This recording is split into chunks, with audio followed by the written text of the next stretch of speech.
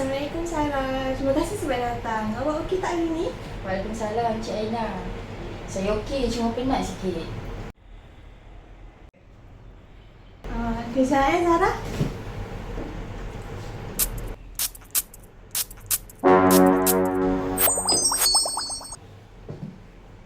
Mesti dia anggap kawan busuk kan? Dah lah kau pakai perfume murah. Tak tahan lama pula tu. Badan saya berbau ke? Tak adalah. Saya memang suka sembuh perfume saya setiap hari. Cuma pagi ni lupa pula. Ni yang saya baru sembuh ni. Bau ni kan fresh. So saya naklah macam kalau sesi kita ni berjalan dengan tenang. Macam bau perfume saya juga. Oh, macam tu. Sarah dah makan dah? Alhamdulillah, saya dah makan. Alhamdulillah dah kenyang lah ni. So kita boleh teruskanlah sesi kita. Kejap, ni bukan baju yang sesi lepas ke? Ni baju yang saya pakai pada masa sesi pertama. Mesti kaunselor anggap kau outdated kan? Pakai baju yang sama je pada sesi pertama. Okey, sebelum kita mulakan sesi, saya nak recap sikit lah apa yang kita bincangkan pada sesi lepas. So masa sesi lepas, kita ada bincangkan pasal kehidupan Sarah sepanjang 3 semester dalam bidang kosmetik ni. And then kita ada sentuh juga pasal latar belakang Sarah. Dan saya dah kenal sikit lah Sarah punya family.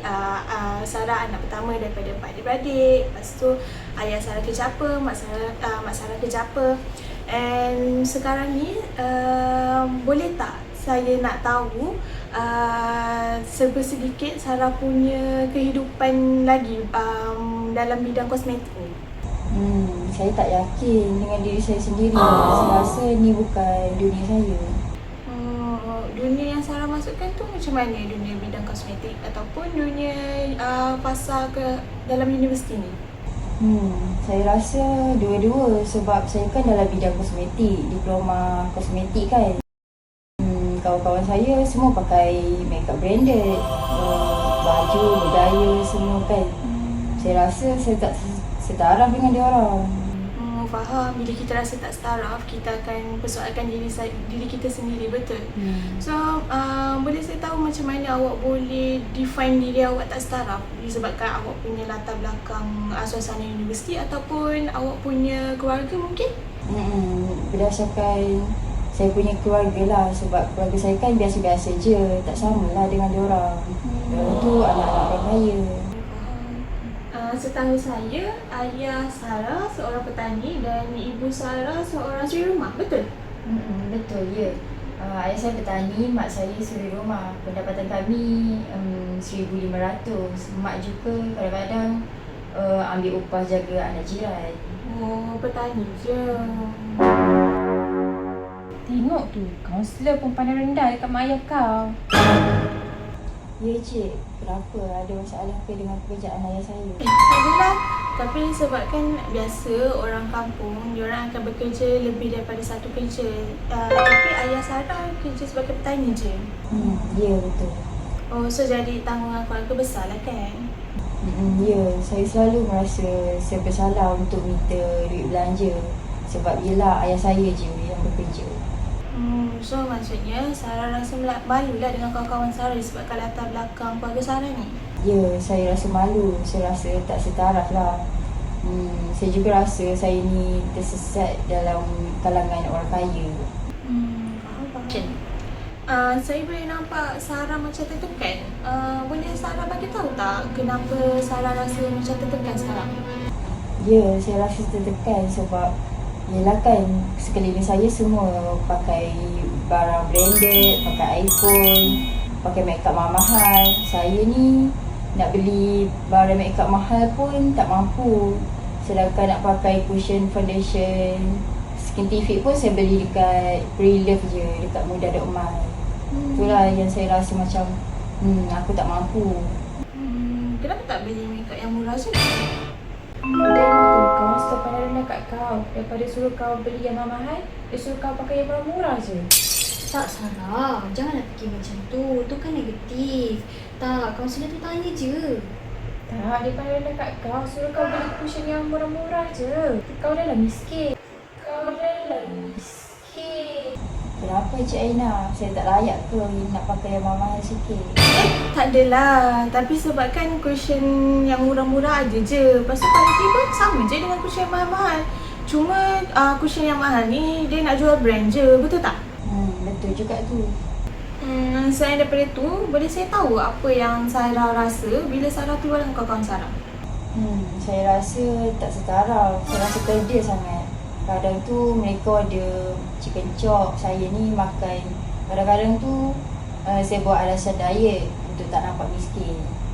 Kenapa tak beli nasi bujang RM3 je? Kan dekat cafeteria sekarang ada je nasi bujang RM3. Taraf kau setakat nasi bujang je.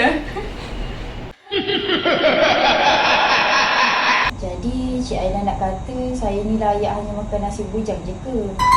Tak adalah. Sebab dulu masa saya dekat kampus, saya suka je makan nasi bujang berbanding dengan chicken chop. Sebab nasi bujang kan murah. Lepas tu kenyang dia sama je macam kita makan chicken chop. Cuma kalau macam chicken chop tu, kita makan kadang macam banyak sangat portion dia. So tak habis. So membazir lah kan kat situ.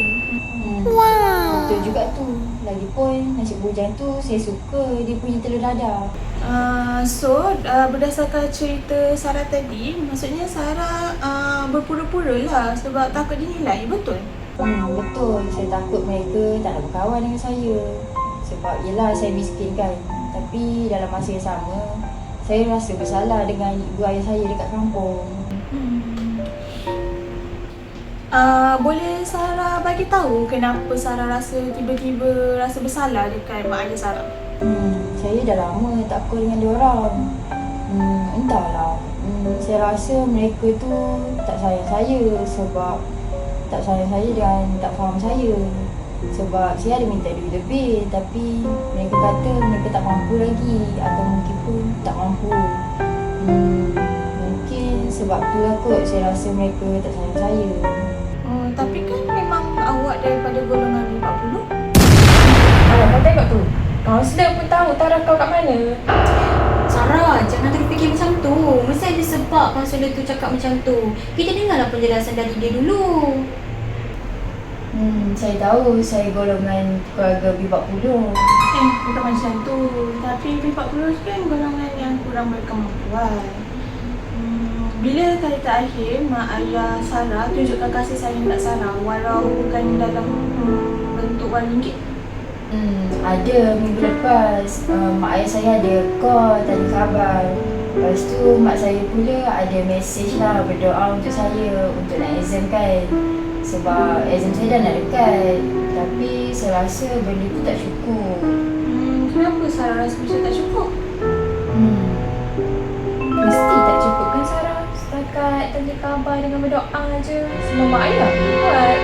Tak Sarah, perhatian mak dengan ayah kau terhadap kau tu besar. Tak semua mak ayah boleh buat macam tu tau. Kau beruntung tau Sarah. Sarah, kasih sayang ni kadang datang bukan dalam bentuk wang ringgit pun. Doa dan perhatian ni pun salah satu contoh kasih sayang. Mungkin Sarah terlalu fokus dekat suara hati Sarah je. Betul apa kaunselor tu cakap Sarah. Kau ingat balik, mak ayah kau tak pernah lupa untuk doakan kau and then call kau. Itu adalah benda yang kau kena ingat Sarah. Tapi Sarah, doa tak boleh beli make up. Memanglah doa tak boleh beli makeup. Tapi doa tu ada keberkatan. Itu lagi penting daripada apa yang kau cemburukan selama ni. Tak Sarah, mak ayah kau tak sayang kau.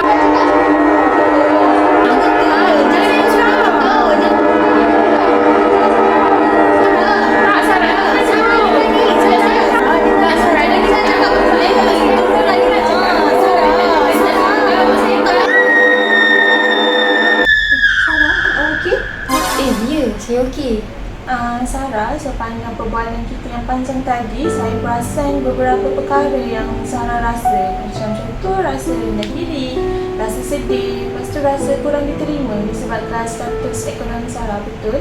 Jadi, perasaan-perasaan yang Sarah rasa sekarang ni semua valid. Cuma, ia bergantung dekat kita juga. Macam mana kita nak handle perasaan-perasaan tu. Betul. Saya rasa saya terlalu fokus dekat benda yang tak ada. Sarah, bila kita terlalu membandingkan diri kita dengan orang lain, kita sampai lupa nilai diri kita sendiri. Sedangkan nilai kita bukannya berdasarkan jenama, barangan atau rupa, tapi dari segi hati yang ikhlas dan cara kita terima diri kita sendiri. Sarah, kadang kita ni terlalu fokus apa yang tak ada sampai kita lupa apa yang ada. Sebenarnya kasih sayang ni pun ada juga banyak bentuk dia. Contoh macam Sarah, mak ayah Sarah selalu call, selalu doakan, kadang tetap bagi duit belanja walaupun tak cukup. Sebenarnya itu pun dalam bentuk kasih sayang juga. Ya cik, saya sedar saya terlalu fokus dekat barangan dengan duit. Setiap orang punya cara mereka sendiri dalam menyayangi, terutamanya ibu ayah saya. Mereka berdoa juga untuk saya. Sarah, berkaitan dengan rakan-rakan Sarah pula, sebenarnya persahabatan ni bukan dinilai daripada segi jenama, barang atau apa-apa sahaja yang branded-branded yang kita guna. Tapi kalau betul lah sebenarnya rakan-rakan Sarah tu rakan yang baik, diorang terima je Sarah apa adanya. Tak kisahlah status ekonomi Sarah macam mana sekalipun. Kalau betul lah mereka rakan yang baik, mereka terima disebabkan hati Sarah yang baik, personality Sarah yang baik, bukannya sebab barang-barang jenama tu semua. Betul tu cik. Saya dah mula nampak benda tu. Sarah, saya rasa Sarah kena belajar dulu menghargai diri dan terima diri Sarah dulu. Barulah Sarah boleh buat hubungan yang baik dengan keluarga dan juga rakan-rakan. Ingat, kebahagiaan ni bukannya datang daripada material, tapi datang daripada penerimaan diri dan kasih sayang yang sebenarnya. Betul cik, saya setuju. Terima kasih cik, saya rasa lebih tenang lah sekarang. Saya akan cuba memahami dan menghargai diri saya sendiri. Sarah, langkah kecil ni sangat bagus. Bila Sarah belajar untuk menerima kelebihan diri dan kekurangan diri, tekanan dalam hidup Sarah akan berkurang dan ini akan menjadikan Sarah melihat diri Sarah dan hidup Sarah lebih ke arah positif.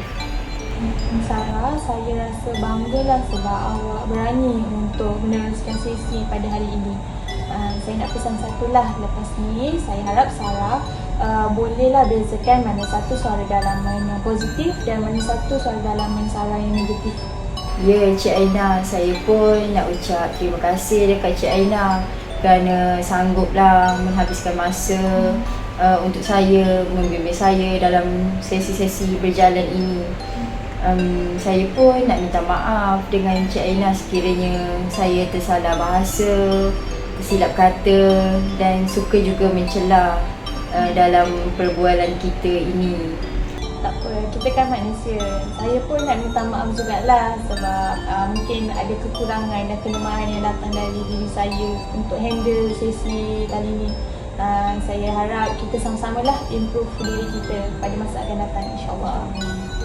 Terima kasih Cik Aina. Ya, sama-sama.